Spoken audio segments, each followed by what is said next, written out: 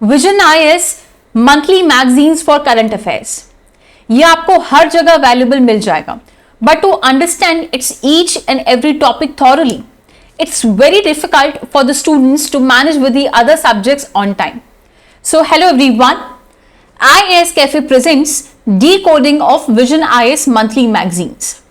So in this session we will be completing with our first topic of discussion, जो कि start करेंगे हम polity and governance के साथ। In the polity and governance there are two important topics. Number one is 50 years of emergency and second we will be talking about the personality rights. और फिर यहाँ पे कुछ छोटे छोटे न्यूज एंड शॉर्ट्स वाले टॉपिक है, so we will be covering about that. ठीक है, so let's start with the first topic, that is 50 years of emergency. So if we talk about this topic, why in the news it is clearly seen कि इसको 50 साल पूरे हो गए। 25 जून 2025 के दिन ये इसको 50 साल पूरे हो जाते हैं। अब इस पूरे टॉपिक को समझने से पहले इसका थोड़ा सा जो स्टैटिक पोर्शन है उसको हम देख लेते हैं। पॉलिटी में जब आप कॉन्स्टिट्यूशन पढ़ते हो, it is part of your part 18 of the Indian constitution and the source of this part 18, that is the emergency provision, is the Weimar Constitution of the Germany. ठीक है, सो पूरे इमरजेंसी प्रोविजंस को हम broadly तीन categories में पढ़ते हैं। Number one is your article 352, that is your national emergency, then article 356, that is a state emergency, and then you have the article 360, that is a financial emergency. So these are the three broad categories of the emergency provisions. ठीक है, पूरे emergency provision को समझने से पहले आप ये चीज ध्यान रखेंगे, हम कोई भी इमरजेंसी लगाने के लिए क्या ग्राउंड का यूज करते हैं, उसका अप्रूवल और रिवोकेशन का प्रोसेस जो है वो कैसे होगा, इस पर्टिकुलर इमरजेंसी से फंडामेंटल राइट पे उसका क्या फर्क पड़ेगा, एंड उससे रिलेटेड इंपॉर्टेंट जो अमेंडमेंट्स है वो हम यहाँ पे देखेंगे। ठीक है, सो सबसे पहले अगर हम बात करते हैं वो होगा, ठीक है, तो सबसे पहले अगर हम बात करेंगे वो करेंगे नेशनल इमरजेंसी आर्टिकल 352 के अंदर। सो जैसे हमने बात किया कि ग्राउंड्स क्या हो सकते हैं, देयर आर 3 ग्राउंड्स जिसके बेसिस पर नेशनल इमरजेंसी डिक्लेयर की जा सकती है। नंबर 1 वॉर की कंडीशन में, number 2 external aggression, and third is armed rebellion. So these are the 3 grounds जिनके बेसिस पर हम नेशनल इमरजेंसी, हम in the sense president can invoke the national emergency. Now इसी नेशनल इमरजेंसी को हम 2 terms के अंदर समझते हैं, एक होता है एक्सटर्नल इमरजेंसी और एक है इंटरनल इमरजेंसी। अगर नेशनल इमरजेंसी का ग्राउंड वॉर या एक्सटर्नल एग्रेशन होता है तो हम बोलते हैं ये है एक एक्सटर्नल इमरजेंसी, और अगर इसका ग्राउंड आर्म्ड रिबेलियन होता है तो हम बोलते हैं ये एक क्या है, इंटरनल इमरजेंसी है। So that is how we can say that national emergency could be called external emergency और द इंटरनल इमरजेंसी। बट यहां पे ये जो टर्म है दैट इज आर्म्ड रिबेलियन, इससे पहले एक्चुअली ये आर्म्ड रिबेलियन टर्म जो है it was added with the help of 44th constitutional amendment act. इससे पहले जो टर्म हम यूज करते थे वो थे इंटरनल डिस्टर्बेंसेस, कि इंटरनल डिस्टर्बेंस की वजह से अगर नेशनल इमरजेंसी लगती है उसे हम क्या बोलेंगे, internal emergency. But 44th amendment से ये टर्म जो है अमेंड हुआ एंड देन द टर्म तब से यूज हो रहा है आर्म्ड रिबेलियन।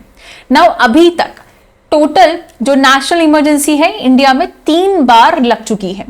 सबसे पहले लगी थी जब चाइना ने अटैक किया था 26 अक्टूबर 1962। दिस वॉज द टाइम जब फर्स्ट टाइम इंडिया में नेशनल इमरजेंसी लगी थी।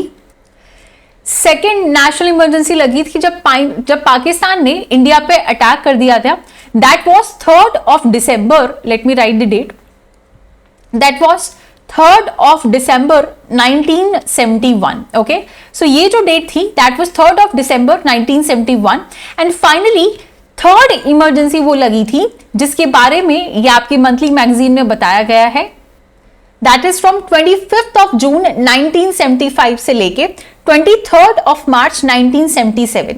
ये नेशनल इमरजेंसी को लगाने का जो ग्राउंड था वो था इंटरनल डिस्टर्बेंस। ठीक है, सो आई होप ये एक पूरा ओवरव्यू आपको मिल गया होगा regarding the national emergency. Now हमें ये पता चल गया कि 3 बार नेशनल इमरजेंसी इंडिया में लगा है, बट नेशनल इमरजेंसी को लगाने के लिए प्रोसेस क्या होता है? देखो, cabinet with the advice of council of minister headed by the prime minister, ये एक रिटन एडवाइस देते हैं प्रेसिडेंट को, और प्रेसिडेंट जो है उस नेशनल इमरजेंसी को प्रोक्लेम कर देते हैं, और फिर वहां से वो पार्लियामेंट के पास जाती है, और पार्लियामेंट में वो पास होने का आपका प्रोसीजर होता है। तो फर्स्ट स्टेप क्या होगा? That is cabinet on the advice of council of minister headed by prime minister gives a written advice to the president, president invokes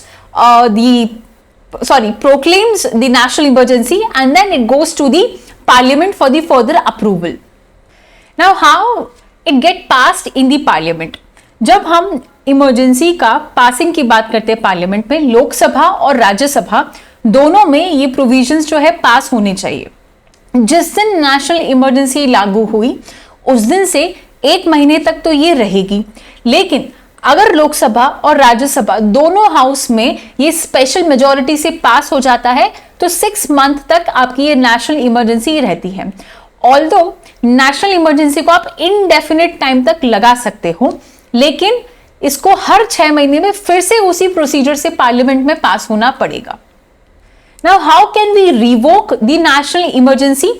number 1, अगर प्रेसिडेंट को लगता है कि जिन ग्राउंड्स की वजह से हमने ये इमरजेंसी लगाई है वो ग्राउंड्स का कोई लेना देना नहीं है, तो वो बिना किसी से पूछे इमीडिएट इफेक्ट से नेशनल इमरजेंसी को रिवोक कर सकते हैं।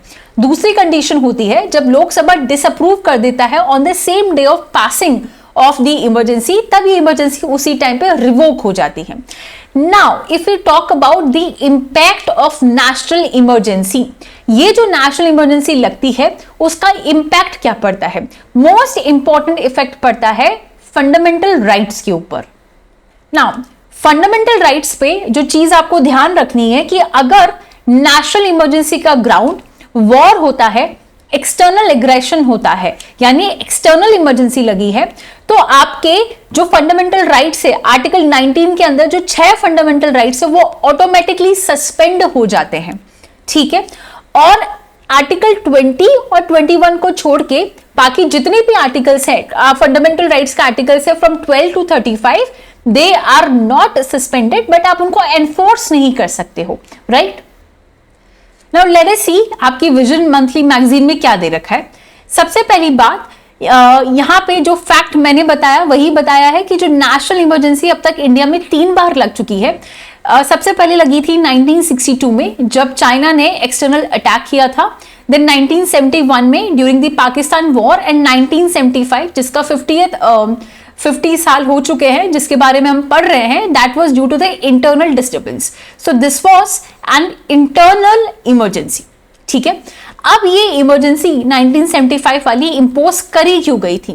सी इसमें क्या हुआ था, इंदिरा गांधी जी जो है उनके रूल को क्वेश्चन किया गया था by Jayaprakash Narayan ji, okay. And finally हुआ क्या, इंदिरा गांधी जी ने बहुत अपील करने की कोशिश करी high court then supreme court में, बट उनकी अपील जो है काम नहीं कर पा रही थी। तो व्हाट शी डिड, यूजुअली क्या होता है जब इमरजेंसी लगती है, सो हमने क्या बात करा, इमरजेंसी कैसे लग सकती है, जब कैबिनेट रिटन एडवाइस दे प्रेसिडेंट को on the advice of council of minister headed by prime minister.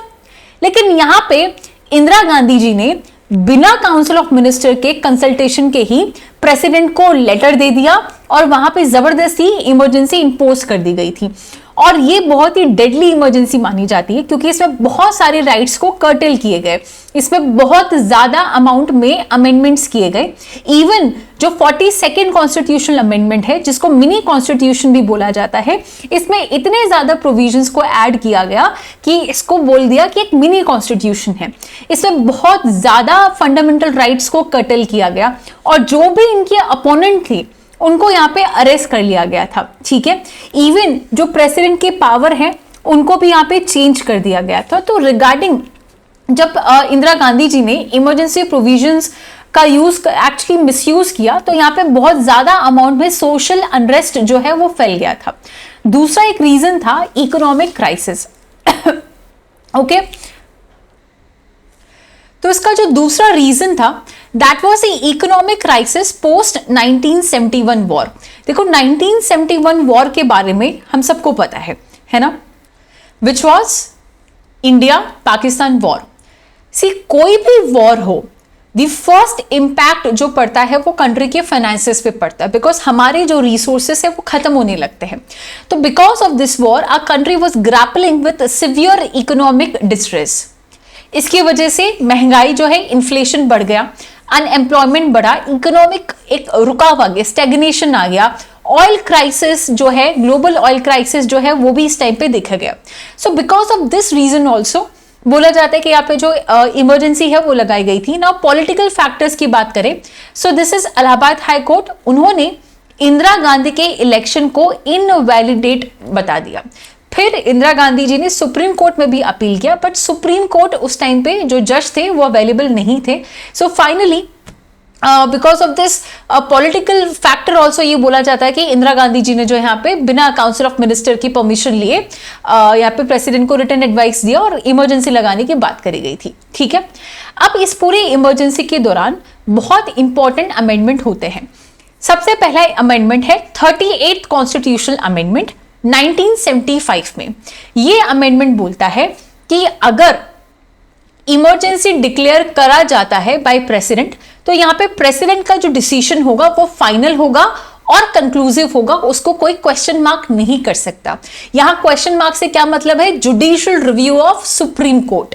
So that means 38th constitutional amendment ने जुडिशियल रिव्यू को बेयर कर दिया गया था, that no judicial review will be done on the emergency declaration by the president. तो इन्होंने अपने फायदे के काम कर दिया। लेकिन बाद में 39th अमेंडमेंट आता है और ये क्या बोलता है, it introduce the changes in the method of deciding the election dispute relating to the president, vice president, PM and speaker. And ये अथॉरिटी सिर्फ और सिर्फ किसके पास है, पार्लियामेंट के पास। देखो इसमें किया क्या था, 38 और 39th अमेंडमेंट में इन्होंने सारे ऐसे अमेंडमेंट लेके आए जिसपे सारी की सारी पावर पार्लियामेंट के पास शिफ्ट हो गई। मतलब कि यहां पे इमरजेंसी प्रोविजन लागू किया जाएगा लेकिन आप उसको क्वेश्चन नहीं कर सकते, मतलब जुडिशरी उसको क्वेश्चन नहीं कर पाएगी। ठीक है, और यहाँ पे इलेक्शन को लेके जो भी डिस्प्यूट होंगे, चाहे वो प्रेसिडेंट, वाइस प्रेसिडेंट, कुछ भी हो, उसको डिसाइड कौन करेगा, पार्लियामेंट में। क्योंकि प्रॉब्लम क्या हुई थी कि इंदिरा गांधी के इलेक्शन को ही इलाहाबाद हाई कोर्ट जो है इनवैलिडेट मान रही थी। तो यहाँ पे पार्लियामेंट में अमेंडमेंट ही लेके आ गए कि इलेक्शन को लेके डिस्प्यूट का पूरा खेल डिसाइड कौन करेगा, पार्लियामेंट ही डिसाइड करेगा। तो आप जुडिशरी यहां से बाहर जाइए। ठीक है, तो ये तो बहुत ही ज्यादा मिसयूज ऑफ पावर हुआ। बाद में 42nd अमेंडमेंट आता है जो कि 1976 का है। This amendment is very important, this is known as mini constitution of India.